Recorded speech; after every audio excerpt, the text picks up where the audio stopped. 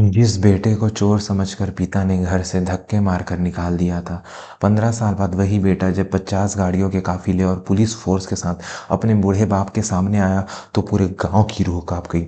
नमस्कार मेरे प्यारे दर्शकों, आपके अपने परिवार में आपका एक बार फिर से बहुत बहुत स्वागत है। दोस्तों, अक्सर हम अपनी आंखों देखी चीज़ों पर इतना भरोसा कर लेते हैं कि रिश्तों की डोर को ही काट देते हैं। लेकिन क्या हो जब बरसों बाद आपको पता चले कि जिसे आपने दोषी माना था दरअसल वह सबसे बड़ा त्यागी था। आज की कहानी एक ऐसे ही बेटे की है जिसके माथे पर बचपन में कलंक लगा, लेकिन जब वो लौटा तो उसकी चमक से पूरा जिला रोशन हो गया। यह कहानी है विश्वास, धोखे और एक बेटे के अटूट संघर्ष की। तो चलिए भावनाओं के इस सागर में डुबकी लगाते हैं दोस्तों। लेकिन कहानी में आगे बढ़ने से पहले मेरी आपसे एक छोटी सी विनती है। अगर आप हमारे चैनल पर पहली बार आए हैं, आपने अभी तक हमें सब्सक्राइब नहीं किया है, तो कृपया वीडियो के नीचे दिए गए लाल बटन को दबाकर हमारे परिवार का हिस्सा बन जाए और बेल आइकन को जरूर दबाएं, ताकि ऐसी ही दिल को छू लेने वाली कहानियाँ आप तक सबसे पहले पहुँच सके। दर्शकों, यह घटना उत्तर प्रदेश के एक छोटे से गांव रामपुर की है। रामपुर गांव अपनी सादगी के लिए जाना जाता था। उसी गांव में एक बुजुर्ग रहा करते थे जिनका नाम था दीनानाथ। दीनानाथ जी गांव के सबसे सम्मानित व्यक्तियों में एक से एक थे।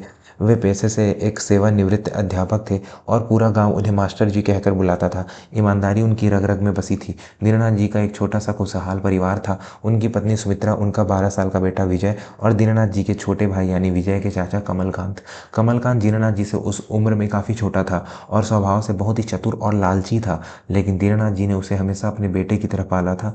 घर की तिजोरी की चाबी हो या जमीन के कागजात, दीनानाथ जी का अपने छोटे भाई पर आंख मूंद कर भरोसा था। वह दूसरी तरफ विजय एक बहुत ही सीधा साधा और संस्कारी बालक था। वह अपने पिता की तरह ही सत्यवादी था। समय का पहिया अपनी गति से घूम रहा था। दीनानाथ जी ने अपनी जीवन भर की जमा पूंजी और रिटायरमेंट का पैसा जोड़कर घर में रखा हुआ था, क्योंकि वे गांव में एक छोटा सा विद्यालय खोलना चाहते थे। यह उनका सपना था। उस संदूक में पूरे 10 लाख रुपए नकद रखे थे। एक रात गांव में बहुत तेज आंधी तूफान आया हुआ था। बिजली कड़क रही थी। घर के सभी लोग गहरी नींद में सो रहे थे, लेकिन लालच की नींद कभी गहरी नहीं होती। कमलकांत की नीयत उस पैसे पर बहुत पहले से खराब थी। उसे जुए की बहुत बुरी लत लग चुकी थी और वह भारी कर्ज में डूबा हुआ था। उस रात उसने सोचा कि यही सही मौका है। कमलकांत दबे पांव दीनानाथ जी के कमरे में गया जहां वह संदूक रखा था। उसमें बड़ी चालाकी से संदूक खोला और सारे पैसे निकालकर एक थैले में भर लिए। तभी अचानक बिजली कड़की और 12 साल का विजय पानी पीने के लिए जाग गया। उसने देखा कि चाचा जी पिता के कमरे में कुछ लेकर दबे पांव निकल रहे हैं। विजय ने मासूमियत से आवाज दी, चाचा जी आप इतनी रात को यहाँ क्या कर रहे हैं? कमलकांत घबरा गया। उसे लगा कि उसका भांडा फूट जाएगा। उसने तुरंत एक घिनौनी चाल चली। उसने वह पैसों वाला थैला वहीं अंधेरे में विजय की तरफ फेंक दिया और जोर जोर से चिल्लाने लगा, चोर चोर, भैया भैया जल्दी उठो, देखो विजय क्या कर रहा है। दीनानाथ जी और सुमित्रा जी हड़बड़ा कर उठे। उन्होंने देखा कि विजय के हाथों में पैसों का थैला है और वह सहमा हुआ खड़ा है। कमलकांत ने अपनी छाती पीटते हुए कहा, भैया मैंने अभी अभी इसे संदूक से पैसे निकालते हुए पकड़ा है। अगर मैं मौके पर नहीं आता तो यह लड़का आज आपकी जीवन भर की कमाई लेकर भाग जाता। मुझे तो यकीन ही नहीं होता कि हमारे घर में ऐसा कपूत पैदा हुआ है। दीनानाथ जी जो अपनी ईमानदारी के लिए जाने जाते थे, यह दृश्य देखकर सन्न रह गए। उन्हें अपनी आंखों पर विश्वास नहीं हो रहा था। उन्होंने विजय की तरफ देखा और कड़कती हुई आवाज में पूछा, विजय क्या यह सच है? क्या तू मेरे सपने को चुराने चला था? विजय रोते हुए अपने पिता के पैरों में गिर पड़ा। वह गिड़गिड़ाया, नहीं पिताजी, मैं सच कह रहा हूँ, मैंने चोरी नहीं की है। थैला तो चाचा जी ले जा रहे थे, उन्होंने मुझे देखकर मेरी तरफ फेंक दिया। विश्वास कीजिए पिताजी। लेकिन कमलकांत ने तुरंत बात काटते हुए कहा, वाह, चोरी और ऊपर से सीना चोरी! अब यह मासूम बच्चा बनकर मुझ पर इल्जाम लगा रहा है। भैया यह आज 10 लाख चुरा रहा है, कल यह गाँव वालों के घर में डाका डालेगा। इसकी वजह से आपकी बरसों की इज्जत मिट्टी में मिल जाएगी। दीनानाथ जी गुस्से में विवेक खो बैठे। उन्होंने आव देखा न दाव एक जोरदार तमाचा विजय के गाल पर जड़ दिया। वह तमाचा इतना जोरदार था कि विजय जमीन पर लुढ़क गया। दीनानाथ जी ने गरजते हुए कहा, निकल जाओ मेरे घर से। मैं एक चोर को अपनी औलाद नहीं मान सकता। तूने मेरे संस्कारों पर कालिक पोत दी है। आज से तू मेरे लिए मर गया है और मैं तेरे लिए। माँ सुमित्रा रोती रही, विजय के सिर पर हाथ फेरने की कोशिश करती रही, लेकिन दीनानाथ जी ने उसे रोक दिया। उस तूफानी रात में 12 साल के विजय को धक्के मारकर घर से निकाल दिया गया। विजय ने जाते जाते बस इतना कहा, पिताजी आज आप अपने भाई पर भरोसा कर रहे हैं और अपने खून को ठुकरा रहे हैं, लेकिन एक दिन मैं अपना सच साबित करने जरूर वापस आऊँगा। और वह अंधेरे में कहीं गायब हो गया। दर्शकों, कहानी का असली भावनात्मक मोड़ अब शुरू होता है, लेकिन उससे पहले अगर आपको यह कहानी पसंद आ रही है तो वीडियो को लाइक जरूर करें और कमेंट में सत्यमेव जयता लिखना ना भूलें। आपका एक लाइक हमारा हौसला बढ़ाता है। विजय उस रात रोते बिलखते रेलवे स्टेशन पहुंचा। वह किसी भी ट्रेन में बैठ गया। किस्मत उसे गुजरात के सूरत शहर ले आई। 12 साल का बच्चा, अनजान शहर, न खाने को रोटी न रहने को छत। विजय ने स्टेशन पर पानी की बोतलें बेची, होटलों में झूठे बर्तन धोए, फुटपाथ पर सोया। कई बार उसे भूखा रहना पड़ा, लेकिन उसने कभी चोरी नहीं की।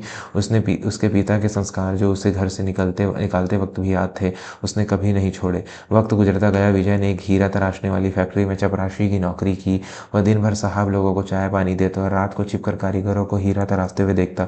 उसकी लगन गजब की थी। एक दिन फैक्ट्री के मालिक सेठ पुरुषोत्तम दास की नज़र उस पर पड़ी। सेठ जी ने देखा कि यह लड़का बहुत ही बारीकी से हीरो को परख रहा है।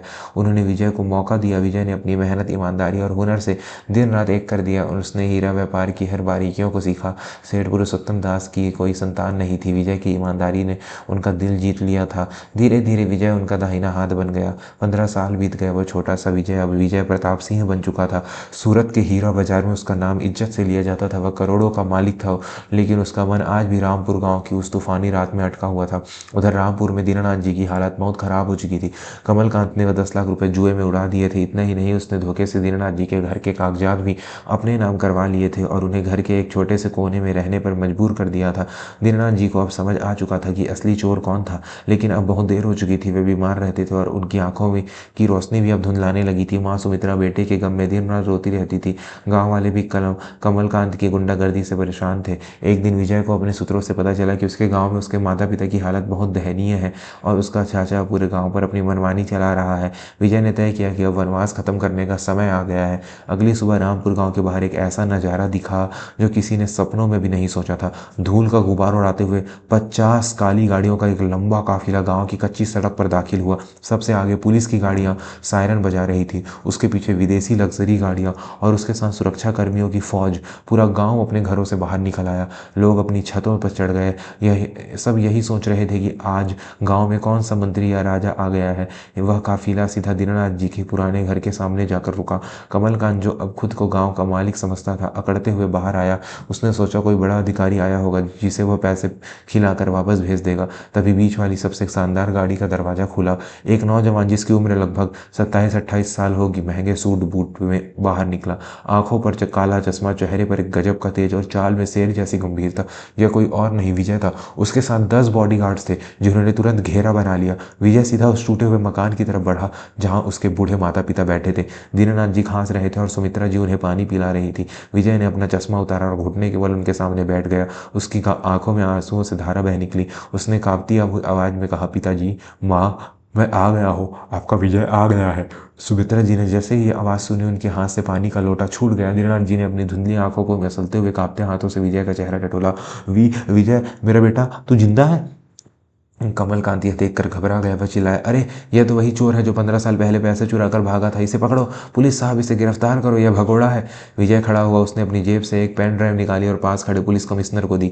पुलिस कमिश्नर ने वहां मौजूद सभी लोगों को बताया, कमलकांत, तुम्हारी करतूतों का पूरा चिट्ठा हमारे पास है। 15 साल पहले दीनानाथ जी के पैसे तुमने चुराए थे। इसका सबूत विजय जी ने सालों की मेहनत से जुटाया है। तुमने शहर के एक साहूकार को पैसे चुकाए थे, इसका लिखित बयान हमारे पास है। और तो और, तुमने धोखे से इस जमीन पर जो कब्जा किया है उसके भी सारे सबूत मिल चुके हैं। इससे पहले कि कमलकांत भाग पाता, पुलिस ने उसे हथकड़ी पहना दी। गांव वाले जो इतने सालों से सच्चाई नहीं जानते थे, आज हक्के बक्के रह गए। विजय ने अपने पिता से कहा, पिताजी, मैं चोर नहीं था, मैं बस वक्त से हार गया था। आज मैं वो सब वापस लाया हूँ जो आपका था, और उससे कई गुना ज़्यादा। दीनानाथ जी फूट फूट कर रोने लगे। उन्होंने विजय के हाथ जोड़ लिए। मुझे माफ़ कर दे बेटा, मैंने अपनी सगी औलाद को पहचानने में गलती कर दी। मैंने उस सांप को दूध पिलाया और तुझे घर से निकाल दिया। मैं तेरा गुनहगार हूँ। विजय ने तुरंत अपने पिता के हाथ पकड़े और उन्हें अपने सीने से लगा लिया। नहीं पिताजी, आप तो बस एक नाटक के पात्र थे, असली सूत्रधार तो कोई और था। लेकिन अब कोई आपको परेशान नहीं करेगा। विजय ने ऐलान किया कि वह अपने पिता के अपने सपनों को पूरा करेगा। उसने उसी वक्त घोषणा की कि वह गाँव में एक भव्य स्कूल और एक मुफ्त अस्पताल बनवाएगा। उसने अपने माता पिता को उस टूटे घर से निकालकर अपनी आलीशान गाड़ी में बैठाया। जिस बेटे को कभी अपमानित करके निकाला गया था, आज वही बेटा राजा की तरह अपने माता पिता को लेकर जा रहा था। पूरा गांव विजय भैया जिंदाबाद के नारों से गूंज उठा। सुमित्रा जी की आंखों में खुशी के आंसू थे और दीनानाथ जी का सीना आज गर्व से चौड़ा हो गया था। उन्होंने दुनिया को बता दिया था कि उनका बेटा चोर नहीं बल्कि एक हीरा है। दोस्तों, कहानी के इस भावुक अंत की तरफ बढ़ने से पहले आप सभी से एक आखिरी बार अनुरोध है, अगर इस कहानी ने आपकी आंखों को नम किया है तो कृपया हमारे चैनल को सब्सक्राइब करें और इस वीडियो को अपने दोस्तों और परिवार के साथ शेयर जरूर करें। कहानी की सीख मेरे प्यारे दर्शकों, इस कहानी से हमें यही सीख मिलती है कि सत्य परेशान हो सकता है लेकिन पराजित नहीं। और दूसरी सबसे बड़ी बात, रिश्तों में विश्वास कांच की तरह होता है, उसे तोड़ने से पहले 100 बार सोचना चाहिए। कभी भी बिना पूरी बात जाने अपने बच्चों या अपनों पर ऐसा लांछन न लगाएं जो जिंदगी भर का नासूर बन जाए। औलाद अच्छी हो या बुरी है तो वक्त बताता है, लेकिन माता पिता का विश्वास ही उन्हें सही रास्ते पर ले जाता है। आपको यह कहानी कैसी लगी? क्या दीनानाथ जी को विजय को एक मौका देना चाहिए था? अपनी राय कमेंट बॉक्स में जरूर लिखें। मैं फिर मिलूंगा नई और रोमांचक कहानी के साथ। तब तक के लिए अपने माता पिता का ख्याल रखें और खुश रहें। धन्यवाद। जय हिंद, जय भारत।